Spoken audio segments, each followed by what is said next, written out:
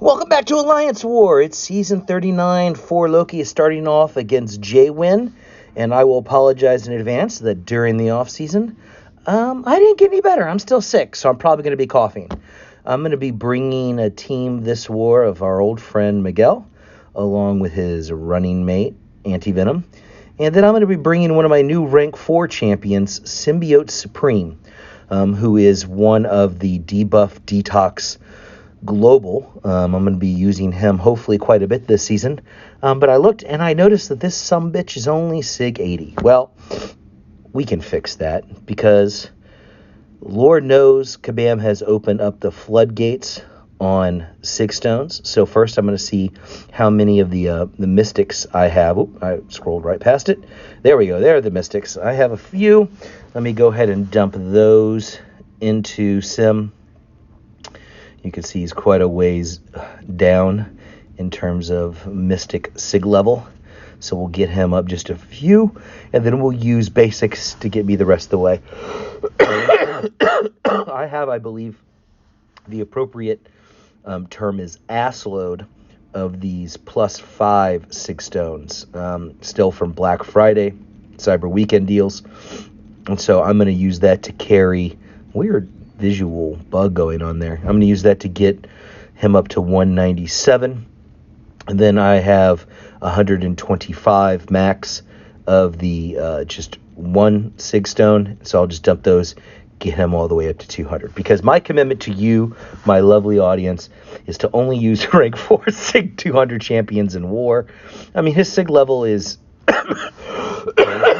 not wholly necessary for his effectiveness, but it you know, every little edge or advantage that I can get in Alliance War, I'm going to take, because Lord knows I certainly need it, and you'll see why after this war. So I have to reset my team, but there it is. Miguel, Anti-Venom, Symbiote Supreme. And we're going to start off on Path 2A, and the first fight is a Mordo. And for anybody out there familiar with Miguel's kit, this is an absolutely nothing fight. Miguel completely shuts him down. I did look at the nodes here. I mean, this is the placebo path. And since Miguel is buff immune, none of the placebo buffs are actually going to apply. And every time that they do, they're going to trigger his ability, his kit, to pause his own debuffs when that effect happens. So let me go ahead and boost up for this. Oh, yep, there's a text message from, my life. And we're not going to use the 6-hour boost just because I don't want to. I've got a lot of these 1-hour boosts, and then I can just flip over to AQ and use them there. So this fight is over pretty quickly, and so I will go ahead and speed it up. This path, we're going to see a lot of mystics placed here this season. I'm assuming that I'm going to be taking a lot of this path unless I'm needed elsewhere. I had almost taken path 9A in this war because there was a void on node 9 and I have a rank 4 Falcon. So, but we have some other rank 4 Falcons went a different direction, so that way I could make sure to bring Miguel. Other options for this path, obviously the new gem is Titania because she's also buff immune. She's going to be pretty good for this path as well. And in some ways, I may have to just transition over to using her for these fights or sending Titanias to these instead of, using Miguel. Yep, another text message. And the reason being is that Miguel really needs a synergy partner, Anti-Venom, and he really doesn't offer a whole heck of a lot in other fights. I mean, I know that he has his fans, namely my boy Strands is in love with him for some freaking reason. But I don't like him. I think he's pretty underwhelming. I think his kit is contradictory in that he loses utility for damage. And so, I just, and the ramp up is too long. So I don't particularly care for him. And then there's this fight. I'm going into Node 22 Mojo, Hazard, Shift, Incinerate, Shock, with a 44 fight Deathless Streak and 4 Loki. So that's not including my fights in SSX. that's just 4 low-key, and my plan here is to just hit block, because hitting block will not trigger the hazard shift nodes. So there's only one problem. In order for this strategy to work, Mojo actually has to back up and block. And apparently, Mojo got Weapon X's AI for a fight, and the dude will just not let off me.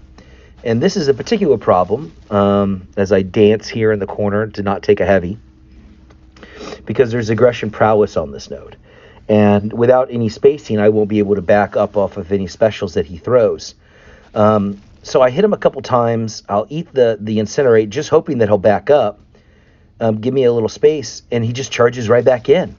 I am not feeling particularly great about this fight. I've taken a lot of block damage, as you can see so far. I do another combo to try and just get space to get the fight back in rhythm and tempo. It doesn't work, so I just throw the SB3. Get my ass out of the corner, and then hopefully I will be able to do this fight the way that it was intended, with a little bit over half of our health. He comes out, he's got, all that power, and he's stunned, and so I can't really hit him. Finally, he throws a block, and I'm able to get a few ruptures up on him. And then he stops throwing blocks. Yep, here it comes. And you just see that special. I was unable to dex the first part of it, and it just chewed through my health bar because of the aggression prowess. Here comes a special one, and boom, that's it. Clown is dead. The fight streak is over. I was pissed off. Yeah, I was pissed off. It's funny because the biggest deathless streak that I ever had, I think I got up to like 70 something, was ended by a Mojo.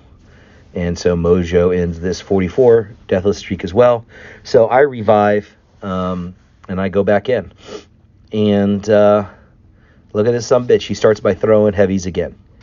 So this time, again, I combo a couple times just to get some spacing, and he finally blocks. And he blocks again. And now I can play this fight. It's a completely different AI, than in the first fight. And it's nothing because, he backs me up a little bit, whatever. But he's at least blocking this time. And he gets me in the corner. And I'm not going to be stuck in the corner again. So I throw the special 2 to get out of it. And it's enough to get him almost dead. And so I just go ahead and do a combo and finish him off. That AI was bonkers and bananas. I tested it in off-season, not against Mojo, but against other champions to make sure that if we needed to do this fight, Miguel could do it.